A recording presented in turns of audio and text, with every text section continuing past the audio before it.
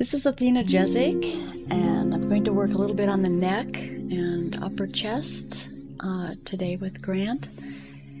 I'm also curious to find out, there's quite a cross-section out there of people who view these videos, and I'm interested to find out if you're a massage therapist, a body worker, a medical person, if you're just interested in helping your friends, getting clues to that,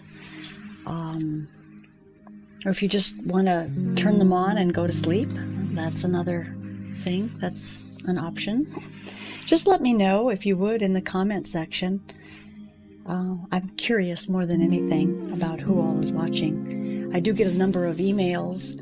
A lot of you are therapists, and a lot of you do have questions about where to find therapists, and I'm hoping I can and have been of help to those of you that have written looking for people in your area.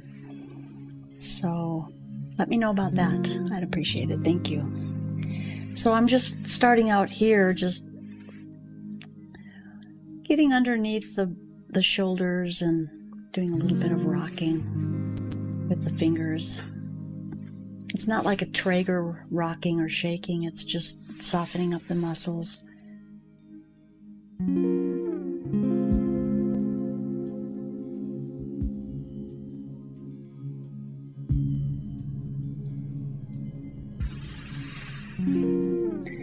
And checking the range of motion with the neck.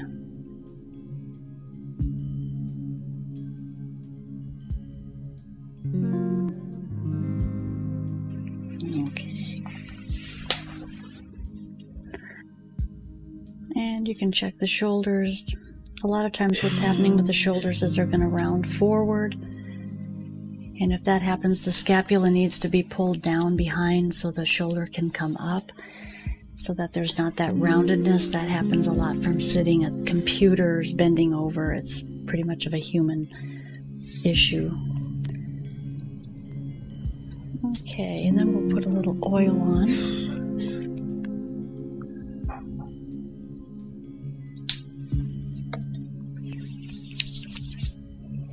I'm going to just put a little bit up here on the upper shoulder.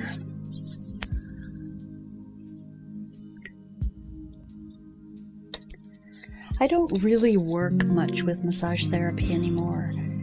I do more cranial and lymphatic work. So if you are in Austin, some of you are in Austin and you really want a massage, I probably won't schedule for that because I do not really do massage therapy in my practice anymore. I do help people to learn it, but I just have chosen not to really do much massage. So I'm just getting a little deeper into the neck rotations, finding out if there's any hang-ups in the neck, if there's any vertebrae that might be misplaced a little bit. And again, I take my fingers up the back of the neck and glide it up to the occipital base, just feeling a lengthening there. And it's close to the spine.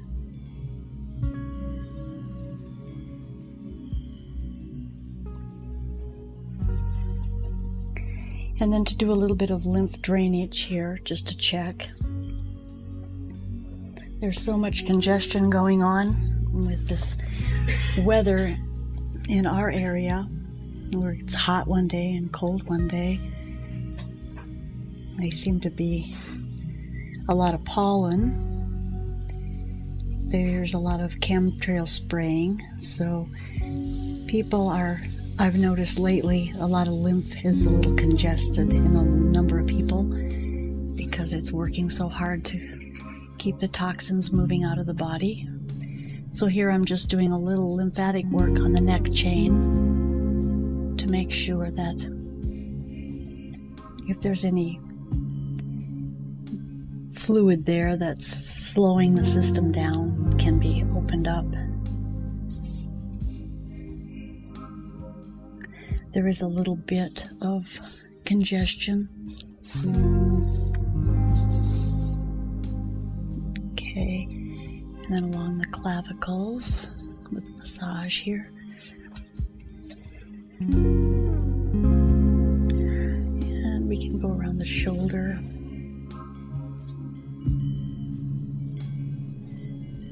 Like I say, this is just more of a neck and upper chest, upper back. Now I can go into the pectoralis muscle. Sometimes that's very ticklish. You can just pick it up like so and knead it a little bit. Now here's where the muscles of men are a little stronger. They do a lot more work with their upper body. Their shoulder girdle is larger than a female's, as most all of you know. So that's where the muscles are going to be a little different, but it's still basically the same. And then we'll go over here and do the same thing, getting around the shoulder.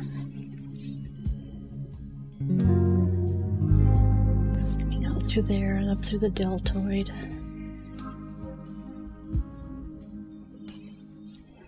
Back through the trapezius.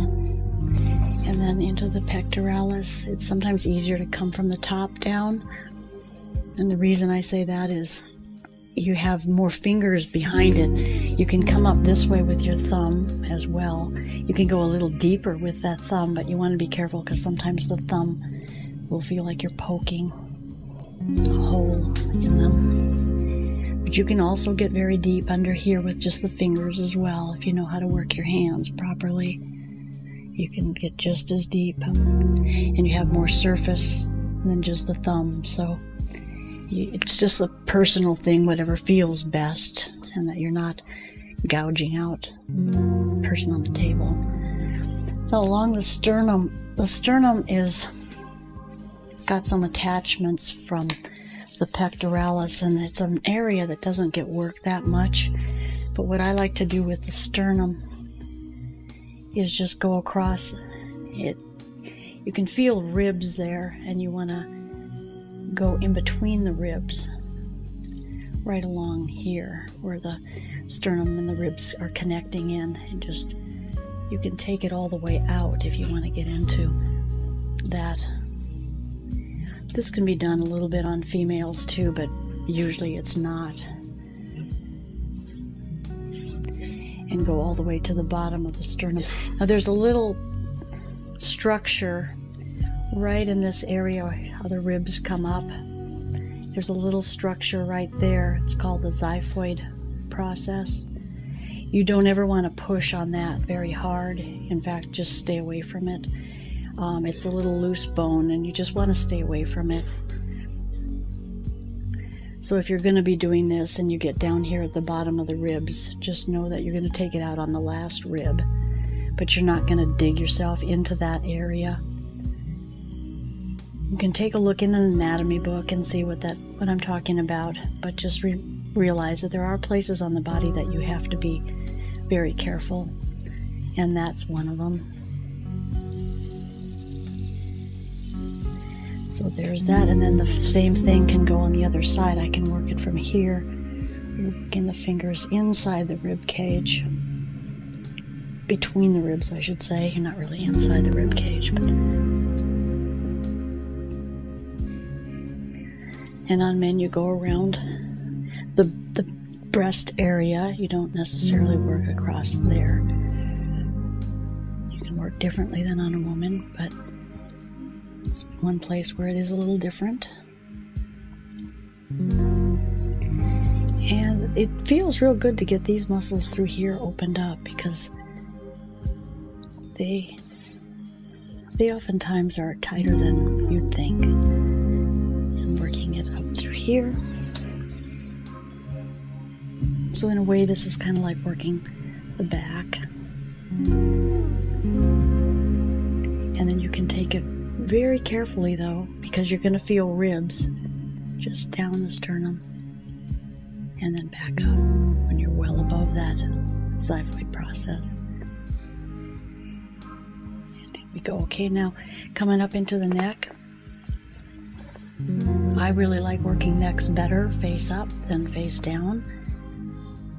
And that's because you can turn that head as far as you can, and you can get right under the occipital base next to the vertebrae and work the neck this way.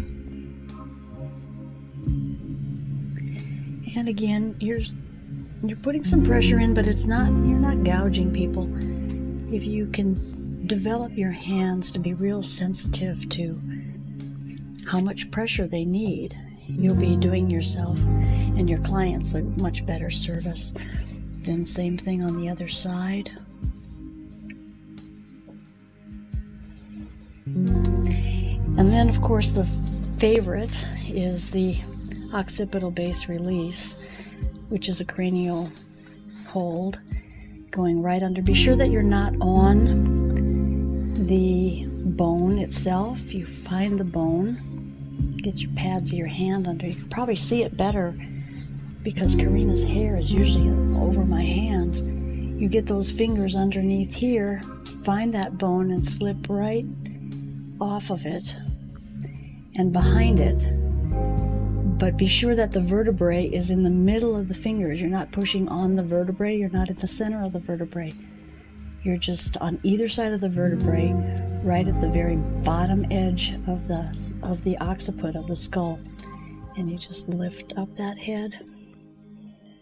And you don't push the head up. You just lift it and let it sit like it's gravity. Gravity is taking it down. Sometimes you have to adjust it a little bit. And what I'm feeling here from this position is that he's tighter on the left. And so you want to keep those fingers pointing toward the eyes and let that head just fall back.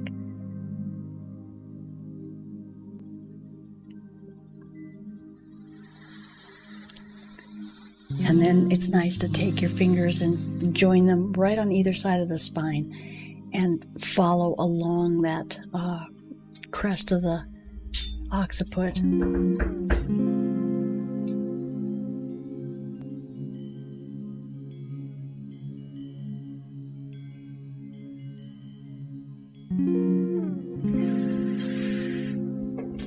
Then what's nice to do is to take your fingers right across the edge of the bone and lengthen it out, just to stretch it, but without a whole lot of pressure either. It's a nice stretch.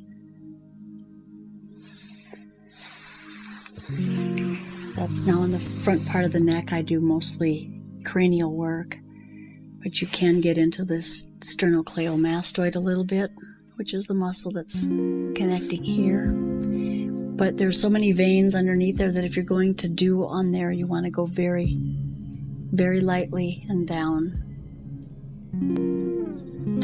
the muscle and back up. You can get into the scalenes and some of these other neck muscles, but again, there's so many delicate structures in the neck that you don't really want to go with a lot of force, and you really want to know what you're doing on the neck when you start to get, especially on the front part of the neck.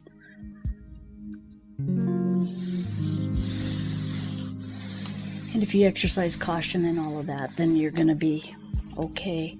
So we'll just check this. And then, of course, with the upper body, too, you can check the arms. And a lot of times if they shake well, the shoulders are pretty well open. And that's something you can do. And there's something else I'll show from the other side because I think it'll show better. If the shoulders are rounding a lot, you can take your hand, I always take it underneath, and go right underneath to the scapula and work the shoulder from the scapula like this and pull it down and back or up. So you can also do some scapula shoulder work from there.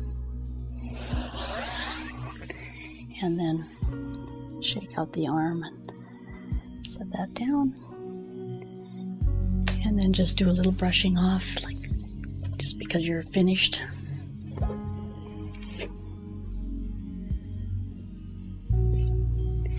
And there we are.